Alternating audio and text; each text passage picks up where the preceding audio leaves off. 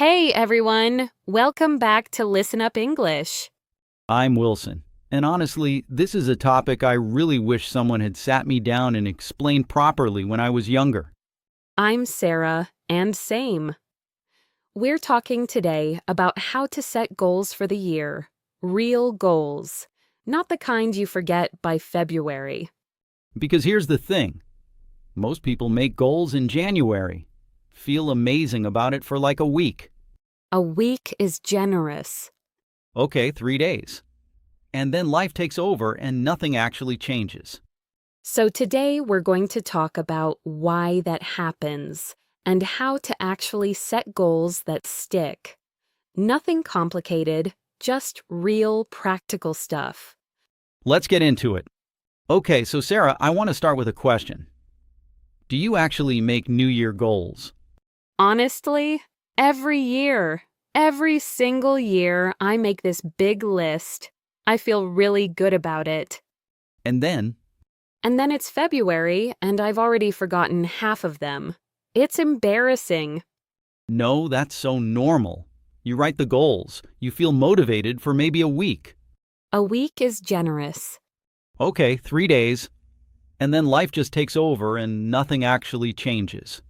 So why does that happen? Why is it so hard to actually follow through? I think the number one reason is that most goals are just too vague. Like, I want to be healthier. What does that even mean? Right. Healthier than what?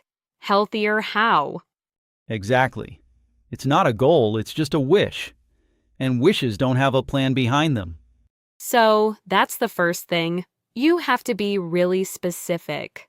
Not I want to exercise more, but I will go for a 30-minute walk every Monday, Wednesday, and Friday. See, now that's a goal.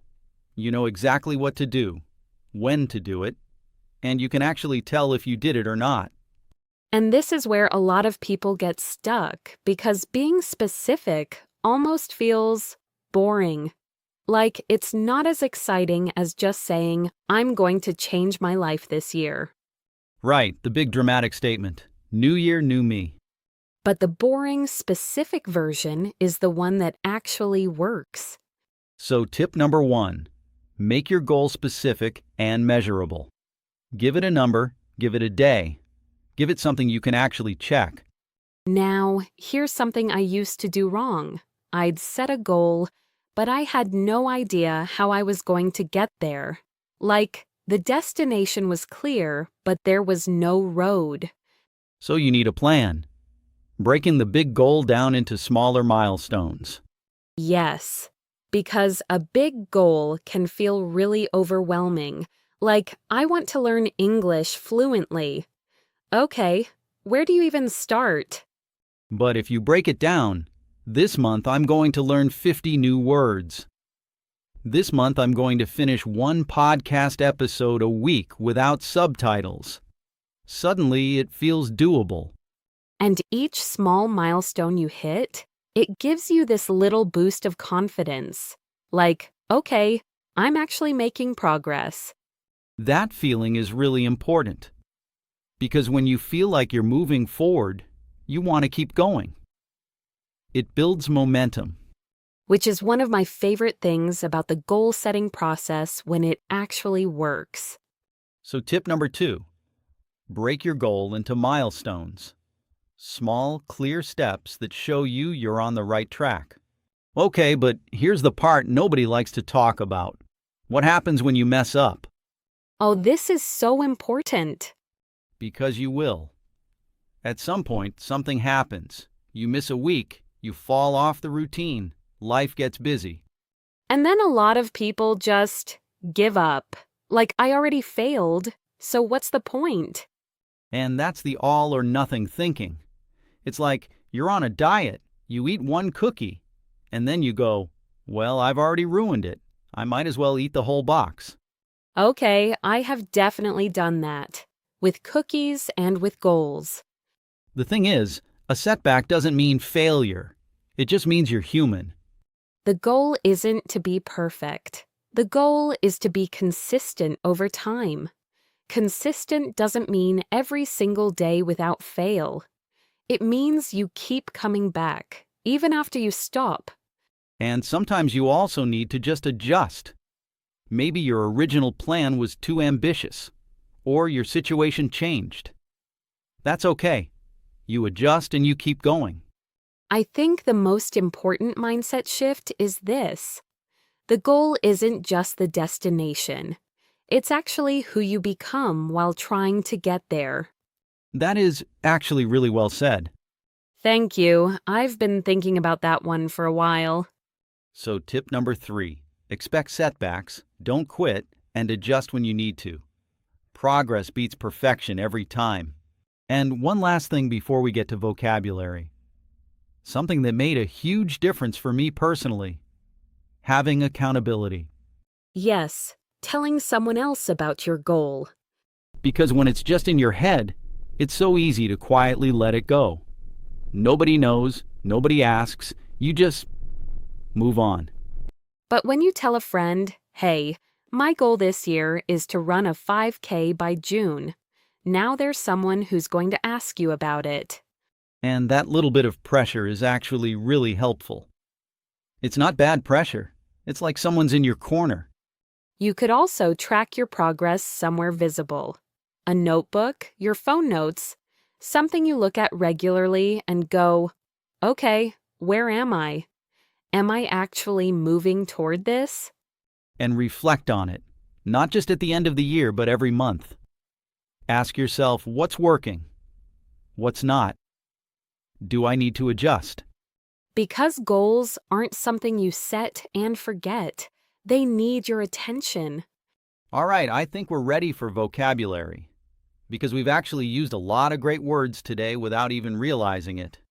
Let's do it. All right, everyone, let's go through some key words from today's conversation.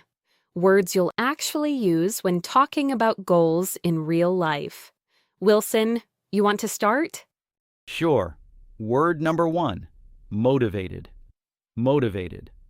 To feel motivated means to feel energized and ready to take action. You really want to do something. For example, I felt so motivated at the start of the year, but that feeling did not last. Word number 2, vague. Vague. If something is vague, it means it is not clear. It is too general, too fuzzy. The opposite of specific. For example, saying I want to be healthier is too vague. You need to be more specific. Word number 3, goal. Goal. A goal is something you want to achieve. It is the destination you are heading toward. Think of it like putting an address into your GPS. Without it, you are just driving around. For example, my goal is to speak English more confidently by the end of this year. Word number 4, specific. Specific. Specific means clear and exact, the opposite of vague. For example, my goal is specific. I will study English for 20 minutes every morning before work. Word number 5, measurable. Measurable. A measurable goal has numbers or clear signs of progress that you can actually check. For example, I want a measurable goal, so I am tracking how many new words I learn each week. Word number 6, overwhelming. Overwhelming. If something feels overwhelming, it means it feels like too much, too big, too difficult to even know where to start. For example, looking at my long list of goals felt overwhelming, so I picked just one to focus on first. Word number 7, milestone. Milestone. A milestone is a smaller goal on the way to your bigger goal, like checkpoints on a long road trip. For example, my first milestone is to have a 5-minute conversation in English without stopping. Word number 8, momentum. Momentum. Momentum is the energy you build when you keep going. It is that feeling where things start to feel easier because you are already moving. For example, Once I built momentum with my morning routine, it became much easier to stick to. Word number 9. Setback. Setback. A setback is something that slows you down or pushes you back, but it does not have to stop you completely. For example, I got sick for 2 weeks and missed my workouts, but that setback did not end my goal. Word number 10. Consistent. Consistent. To be consistent means to keep doing something regularly over time, not just once or twice. For example, the key to improving your English is being consistent. A little bit every day adds up. Word number 11. Adjust. Adjust. To adjust means to make small changes to your plan when something is not working. For example, my original goal was too ambitious, so I adjusted it to something more manageable. Word number 12. Ambitious. Ambitious. If a goal is ambitious, it means it is big and challenging. It pushes you. But sometimes a goal can be too ambitious for where you are right now. For example, my original plan was too ambitious, so I adjusted it to something more realistic. Word number 13. Mindset. Mindset. Your mindset is the way you think about something, your attitude and beliefs that shape how you see a situation. For example, the most important shift is your mindset. Start seeing setbacks as part of the process, not as failure. Word number 14. Progress. Progress. Progress means moving forward, getting closer to your goal, even in small steps.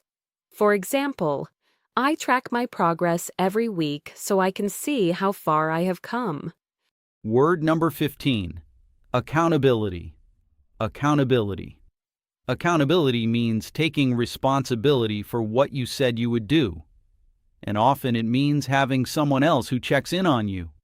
For example, telling my friend about my goal gave me the accountability I needed to actually follow through. And word number 16. Reflect. Reflect.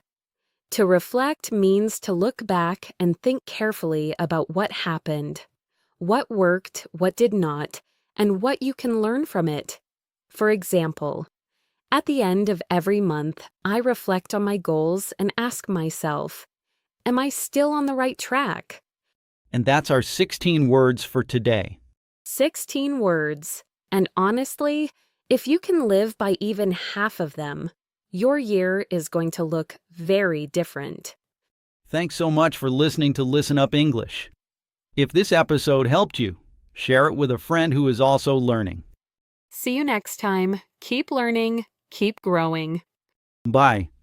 Bye, everyone. Go set those goals and actually stick to them this time.